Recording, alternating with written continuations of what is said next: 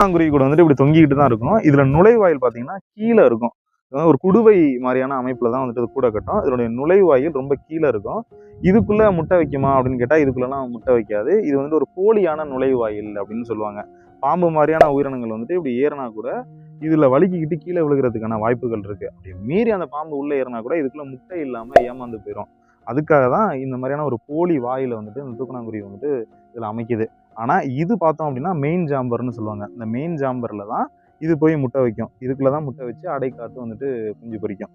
இப்படி இதுக்குள்ள 2ல இருந்து 4 முட்டை வரைக்குமே போடும். 14ல இருந்து 18 நாட்கள் வந்து பெண் பறவை வந்துட்டு இதை அடை காக்கும். அடை காத்து இதுல குஞ்சு இருக்கும். இதுல ஆண் பறவையும் பெண் பறவையும் சேர்ந்து உணவளிச்சு அந்த குஞ்சுகள் வந்துட்டு வளர்ந்தோன்னே பறந்து போயிடும். இதுல ஒரு முக்கியமான விஷயம் என்ன அப்படின்னா இதுக்குள்ள களிமண் வந்துட்டு உருண்டைகளை வந்துட்டு இதுல கொண்டாந்து வைக்கும். இப்படி இந்த களிமண் உருண்டைகளை வந்துட்டு வைக்கிறத நம்ம ஊர் பகுதியில் என்ன சொல்லுவாங்க அப்படின்னா அந்த களிமண் உருண்டையில வந்துட்டு இரவு நேரங்கள்ல மின்பட்டாம்பூச்சி அதாவது மினுக்குது இல்லையா